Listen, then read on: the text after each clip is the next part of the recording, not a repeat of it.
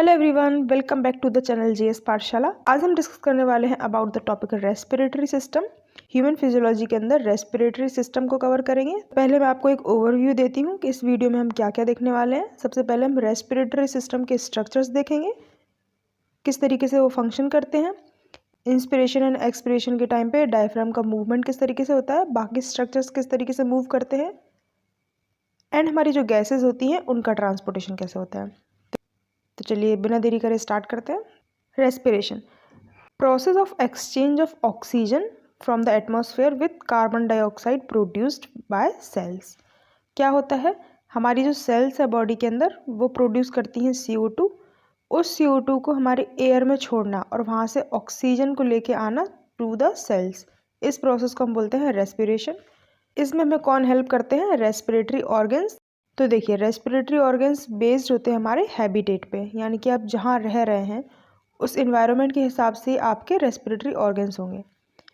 For example देखिए, जितने भी हमारे लोअर इन्वर्टिब्रेट्स होते हैं जैसे कि स्पंजेस यानी कि पॉरीफेरा, सिलेंट्रेट्स, फ्लैटवर्म, इन सब में जो रेस्पिरेशन होता है वो होता है बाय सिंपल डिफ्यूजन। किसी ऑर्गन की, स्पेशल ऑर्गन की उनको ज़रूरत नहीं होती है।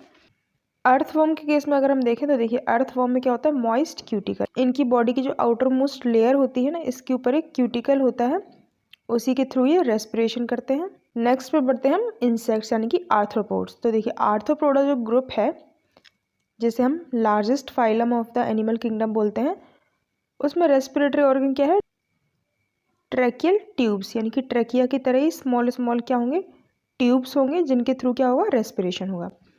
Aquatic arthropods, mollusc and fishes, यानी कि आप यहाँ पे देख सकते हैं जितने भी वाटर में रहने वाले एनिमल्स हैं, ओके, वाटर में रहने वाले एनिमल्स के पास रेस्पिरेटरी ऑर्गन क्या होगा, गिल्स। यहाँ पे आपको इमेज में दिख रहा होगा, ये जो फिश है इसके पास यहाँ पे जो स्ट्रक्चर है ये क्या है, गिल्स। अगर हम बात करें टेरेस्ट्रियल ऑर्गेनिज्म की, यानी कि जो लैंड पे रहने वाले एनिमल्स हैं, उनके अंदर क्या डेवलप हो जाता है, lungs. This is the most complex level. अब हम बढ़ते हैं ह्यूमन रेस्पिरेटरी सिस्टम की तरफ। एक ह्यूमन बॉडी के अंदर जो रेस्पिरेटरी सिस्टम होता है उसके अंदर कौन कौन से स्ट्रक्चर होते हैं। तो सबसे पहले है हमारे पास फेरिंग्स।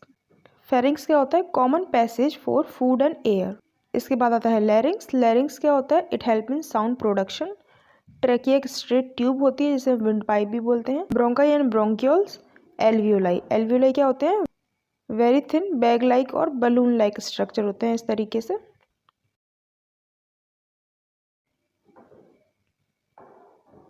अब इसको थोड़ा हम इमेज के थ्रू डीपली समझते हैं कि ये स्ट्रक्चर्स होते क्या हैं। अब मैं आपको स्ट्रक्चर के थ्रू बताती हूँ रेस्पिरेटरी सिस्टम क्या होता है। देखिए, यहाँ पे नेज़ल कैविटी है, नोस्ट्रल है, नोस्ट्रल से स्टार्ट होता है रेस्पिरेटरी सिस्टम। ये नेज़ल कैविटी हो गई, ये हमारी ओरल कैविटी हो गई। जब ये दोनों कनेक्ट होते हैं तो उस कनेक्टिंग एरिया को क्या बोलते हैं हम, फेरिंग्स। ओके, फेरिंग्स के बाद आएगा हमारा लैरिंग्स। लैरिंग्स क्या होता है, ये दो वोकल कॉर्ड से मिलकर बना होता है इस तरीके से, और इसे हम साउंड बॉक्स भी बोलते हैं क्योंकि ये क्या करता है, ये साउंड प्रोडक्शन में हेल्प करता है। ये वोकल कॉर्ड वाइब्रेट करते हैं जब एयर यहाँ से मूव करती है, एयर इस तरीके से ऊपर से नीचे जब जाती है, और आपको क्या प्रोड्यूस होता है, साउंड। ठीक है, लैरिंग्स के बाद हम पहुँचते हैं ट्रैकिया। तो ये जो आपको पैसेज दिख रहा है ये हमारा क्या हो जाएगा, ट्रैकिया। ये भी कार्टिलेज का बना होता है। अब जो आपको यहाँ पे ब्रांचेस दिख रही होंगी, पहले ट्रैकिया दो ब्रांचेस में डिवाइड हुई है, राइट एंड लेफ्ट साइड में, इसे हम बोलते हैं ब्रोंकाई। उसके बाद ये छोटी छोटी ब्रांचेस दिख रही हैं, इसे हम क्या बोलते हैं, ब्रोंकियोल्स। ब्रोंकियोल्स, 3 टाइप के ब्रोंकियोल्स होते हैं, प्राइमरी, सेकेंडरी एंड टर्शियरी। आपको इतना डीप में नहीं जाना है तो अवॉइड करिए। ब्रोंकियोल के बाद हमारे क्या स्टार्ट होते हैं, एल्वियोलाई। इस तरीके से आपको बलून लाइक स्ट्रक्चर मिलेंगे। आप ध्यान से देखिए, ये बलून लाइक जो स्ट्रक्चर है इन्हें हम क्या बोलते हैं, एल्वियोलाई। ओके, और ये आपको दिख ही रहे हैं, ये दो हमारे लंग्स हो गए।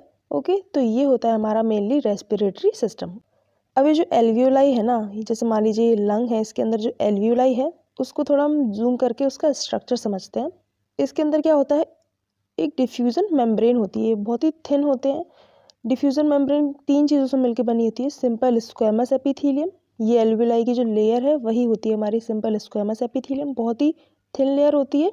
ताकि जो गैसेस हैं वो एक्सचेंज हो सकें। उसके बाद बीच में आती है बेसमेंट मेम्ब्रेन, ये हो जाएगी हमारी बेसमेंट मेम्ब्रेन। उसके बाद आता है हमारा एंडोथीलियम, ये एंडोथीलियम होती है ब्लड कैपिलरीज की। तो देखिए होता क्या है मेनली, जैसे ही हमने इंस्पिरेशन किया यानी कि सांस ली तो क्या होगा, जो एयर होती है वो हमारे लंग्स में आ जाएगी, लंग्स से एल्वियोलाई में आ जाएगी और उसके अंदर मेनली क्या होता है, ऑक्सीजन। अब ये ऑक्सीजन डिफ्यूज़ होके कहाँ पहुँचेगा, ब्लड कैपिलरीज में, और वहाँ से पूरे सिस्टम में जाएगा। और सारे सिस्टम का जो डीऑक्सीजनेटेड ब्लड है यानी कि उसके अंदर जो कार्बन डाइऑक्साइड है CO2, वो हमारी डिफ्यूज़ होकर कहाँ चली जाएगी, एल्वियोलाई में। और ये सारी प्रोसेस ऑफ डिफ्यूज़न क्यों हो रही है, because of concentration gradient. Concentration अलग अलग है O2 और CO2 का, तो जहाँ पे वो कम है उसकी तरफ वो मूव कर जाती है। तो CO2 हमारी चली जाएगी एल्वियोलाई में, और एल्वियोलाई से फिर ये कहाँ पहुँच जाएगी, इन एटमॉस्फेयर बाय एक्सपिरेशन। इसके बाद लंग्स हमने देख लेते हैं, नंबर पर ये 2 होते हैं। वेट इनका टुगेदरली अगर देखा जाए बोथ लंग्स का, तो वो हमारे अप्रॉक्सीमेटली 1.3 kg के होते हैं। प्लूरल मेम्ब्रेन, देखिए प्लूरल मेम्ब्रेन आजकल पूछने लगे हैं, ये क्या होता है, ये कवरिंग लेयर होती है, 2 लेयर होती हैं ये कवरिंग की, और ये लंग्स को इस तरीके से कवर करके रखती हैं। ठीक है, तो ये हमारी क्या हो जाएगी, प्लूरल मेम्ब्रेन। अब आपने एक चीज़ नोटिस करी होगी कि एक हमारा लंग्स में होता है कंडक्टिंग पार्ट, एक होता है एक्सचेंज पार्ट। कंडक्टिंग पार्ट जिसमें हमारी एयर आती और जाती है, और एक्सचेंज पार्ट में क्या होता है, मेनली हमारा डिफ्यूज़न का प्रोसेस होता है। तो कंडक्टिंग पार्ट में आपको क्या क्या मिल जाएगा, नॉस्ट्रिल से स्टार्ट होगा, फेरिंग्स, लैरिंग्स, ब्रोंकाई एंड ब्रोंक्यूल्स। इनका फंक्शन क्या है, तो देखिए जितने भी फॉरेन पार्टिकल्स हैं उन्हें ये अंदर आने से रोकते हैं।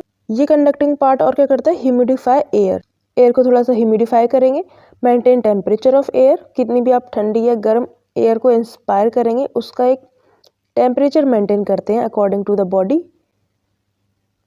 एक्सचेंज पार्ट में आपका क्या आ जाएगा, लंग पैरेन्काइमा, मेनली लंग्स जो होते हैं हमारे वो एक्सचेंज पार्ट में आ जाएंगे, और उसमें मेनली कौन होते हैं, एल्वियोलाई। अब एक चीज़ आपको याद रखनी है, लंग्स क्या होते हैं, एयर टाइट चैम्बर होते हैं, यानी कि इनमें ना एयर लीक हो सकती है बाहर, ना अंदर जा सकती है, केवल वो कहाँ से आएगी, ब्रोंक्यूल से, यानी कि ट्रकिया से। अब मैं आपको बताती हूँ कि हमारी बॉडी में क्या क्या चेंजेस आते हैं जब हम इंस्पायर करते हैं एंड एक्सपायर करते हैं। देखिए इमेज में आप देख रहे होंगे, इंस्पिरेशन के टाइम पे क्या हो गया, एयर अंदर गई, और ये अंदर कब जाती है, जब हमारे लंग्स में इंट्रा पल्मोनरी प्रेशर कैसा होता है, नेगेटिव।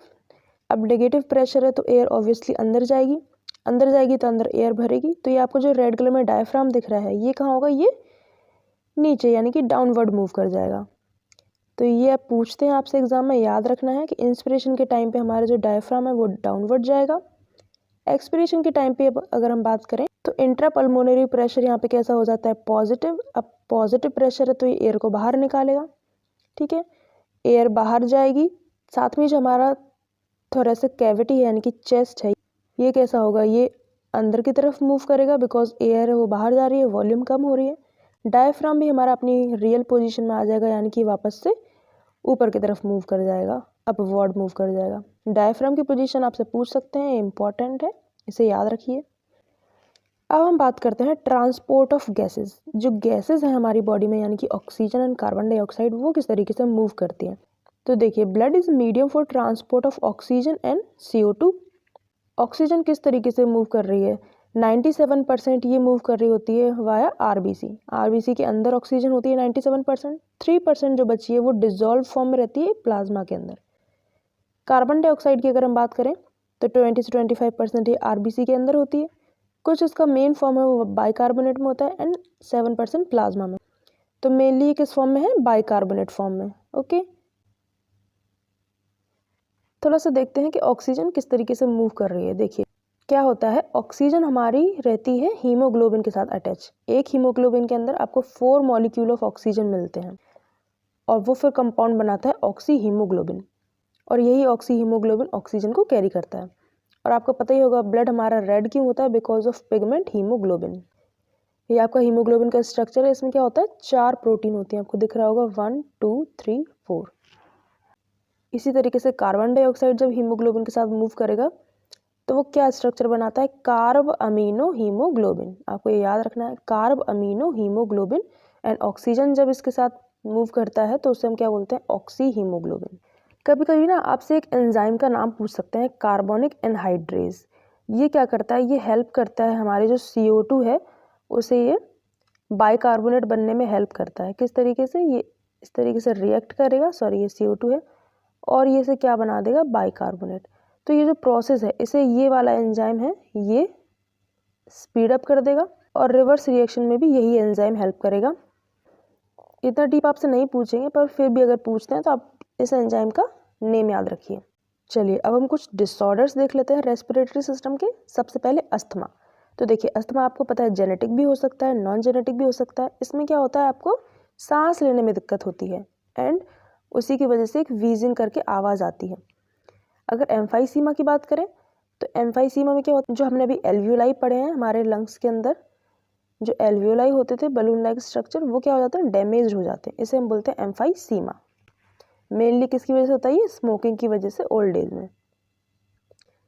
ऑक्यूपेशनल रेस्पिरेटरी डिसऑर्डर, तो ये तो आपको पता ही होगा, जितनी भी हमारी माइंस हैं, ग्राइंडिंग माइंस होती हैं या स्टोन ब्रेकिंग इंडस्ट्रीज होती हैं, जहाँ पे भी आपको पाउडर फॉर्म में डस्ट मिल सकती है, वहाँ पे क्या हो जाता है, इंसान को रेस्पिरेटरी डिसऑर्डर्स हो जाते हैं, जिनकी वजह से हमारा लंग्स डैमेज हो सकते हैं। उसे मेनली क्या बोलते हैं, न्यूमोकॉनियोसिस। न्यूमोकॉनियोसिस। आपको यहाँ पे एक चीज़ याद रखनी है, ये जो न्यूमो वर्ड है, इससे आप समझ रहे हैं ना, न्यूमो मतलब कि एयर। तो अगर न्यूमो वर्ड कहीं भी आ रहा है तो आपको एक चीज़ दिमाग में रखनी है कि ये किससे रिलेटेड है, ये लंग्स से रिलेटेड है। एक यहाँ पे डिसऑर्डर में और लिख देती हूँ, निमोनिया, जो काफ़ी पूछ सकते हैं आपसे। तो आप नाम को देख के ही पहचान सकते हैं कि निमोनिया किससे रिलेटेड है, ये पक्का लंग्स से रिलेटेड है। ठीक है, लंग्स के इन्फेक्शन को निमोनिया बोलते हैं। इसमें भी क्या होता है, कफ होता है, डिफिकल्टी इन ब्रीदिंग होती है। तो यहाँ पे हमने अपने सारे डिसऑर्डर्स ऑफ रेस्पिरेटरी सिस्टम भी देख लिए हैं। रेस्पिरेटरी सिस्टम को मैं यहीं पे एंड करती हूँ। अगर आपको कोई डाउट हो तो आप मुझसे कमेंट करके पूछ सकते हैं। तो चलिए फिर मिलते हैं हम नेक्स्ट वीडियो में विद नेक्स्ट टॉपिक। तब तक के लिए take care and thanks for watching GS पाठशाला।